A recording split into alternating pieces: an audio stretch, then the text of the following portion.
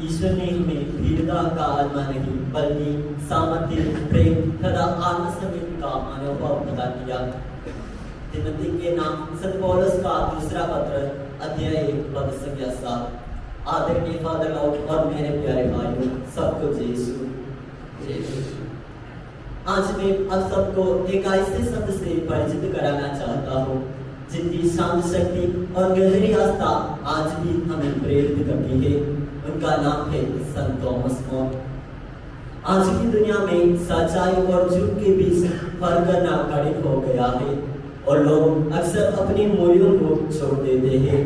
लेकिन संत Thomas More का जन्म जीवन हमें सिखाते हैं कि हमें अपने विश्वास में मजबूत बनाना चाहिए और अपने अंतरात्मा की आवाज सुननी चाहिए, चाहे परिस्थिति कितनी कठिन क्यों ना हो। संत थॉमस मोर का जन्म 1478 को लंदन में हुआ था। वे एक बुद्धिमान व्यक्ति थे जो वकील, लेखक और एक परिवार की मुखिया भी थे। वे राजा हेनरी आठवें के सबसे बड़े सरकारी अधिकारी बने। लेकिन जब राजा ने उनसे कलीसिया के खिलाफ होने वाले कार्य को समर्थन करने को कहा तो वे नहीं माने। अपनी आस्था के कारण उन्हें अपनी नौकरी, आजादी, प्रतिष्ठा और अंततः जीवन तक गंवानी पड़ी। 1536 को उन्हें मृत्यु दंड दिया गया। 1935 में कलीसिया उन्हें संत घोषित किया।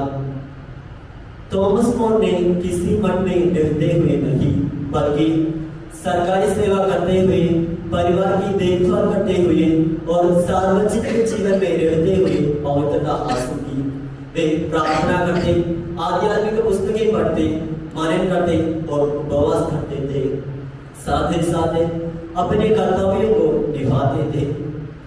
उनकी सबसे बड़ी विशेषता उनकी मजबूत और प्रशिक्षित अंतरात्मा थी।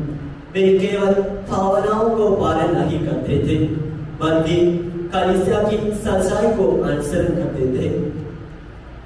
उनकी आस्था के कारण उन्हें अपने जीवन में उन्हें सच्चाई के लिए अपने प्राण देने की ताकत थी।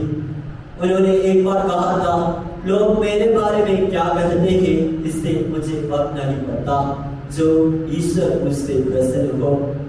यही एक अच्छी अंतरात्मा की पहचान है जो ईश्वर पर केंद्रित होती है, ना कि लोगों को खुश करने पर। सिर्फ अंतरात्मा होना ही काफी नहीं है, उसने पाने का साहस भी चाहिए। और यही पर संत थॉमस मोर हमें डाल सिखाते हैं। उनका साहस थोर और क्रोध करने वाला नहीं था, वे शांत और दृढ़ था। संत पौलुस हमसे तिमोथी का दूसरा पत्र अध्याय 1 पद संख्या 7 में कहते हैं कि ईश्वर ने हमें वीरता का आत्मा नहीं बल्कि सामर्थ्य, प्रेम तथा आत्मसंयम का मनोभाव प्रदान किया। संत थॉमस मोर एक अपने जीवन में जिए। उन्होंने कभी शिकायत नहीं की, राजा का कोसा नहीं, वे शांत और प्रसन्न रहे। जब उन्हें मृत्यु दंड दिया जा रहा था तभी उन्होंने जनाब से मजाक में कहा, मुझे सीढ़ियों चढ़ने पर मदद करो, उतरने में मैं खुद संभालूंगा। एक मजाक नहीं था, उस शादी का निशानी थी जो ईश्वर पर विश्वास करने से आती है। कलीसिया हमें सिखाती है कि हमारी अंतरात्मा को गढ़ा जाना चाहिए। केंद्रीय कलीसिया की धर्म शिक्षा कहती है, एक अच्छी अंतरात्मा की सच्ची और सीधी होती है और ईश्वर की प्रज्ञा को अनुसरण करती है। इसका अर्थ यह है कि हमें दिल से बात नहीं सुननी चाहिए बल्कि प्रार्थना, अध्याय, पावसी का संस्कार, पवित्र कुर्बाना और कलीसिया के मार्गदर्शन को अपने अंतरात्मा को मजबूत बनाना चाहिए। संत पापा बेनेडिक्ट 16वें ने मोर को नैतिक शक्ति का महान उदाहरण कहा और संत पापा जॉन पॉल द्वितीय ने उन्हें नेताओं और राजनीतिकों को संरक्षक शब्द घोषित किया। यह हमें सिखाने के लिए कि सरकारी जीवन में भी हम पवित्र और ईश्वर के प्रति सच्चे बन सके। आज कई लोग लोकप्रियता या करियर बचाने के लिए सच्चाई को बदलने का प्रयास करते हैं। फादर लोग कलीसिया की शिक्षा और समाज की मांगों के बीच दब जाते हैं। सेमिनार की छात्र भी इस दुनिया में अमित संदेश से उलझन से फंसे हैं। इसलिए हमें संत थॉमस मोर की जैसे ताकत की जरूरत है। वे हमें दिलाते हैं कि कठिन समय में वफादार रहना चाहिए। यदि कीमत चुकानी पड़े तो आज्ञाकारी बने रहना चाहिए। जब चुप रहना आसान होता है तभी सच बोलना चाहिए। हमें दिलाता है कि हमें मसीह का अनुसरण करना चाहिए, चाहे हमें कोई समझे या ना समझे, चाहे हमें अकेले ही क्यों ना हो। मेरे प्यारे भाइयों, आपको एक आसान जीवन के लिए नहीं बल्कि एक महान मिशन के लिए बुलाया गया है।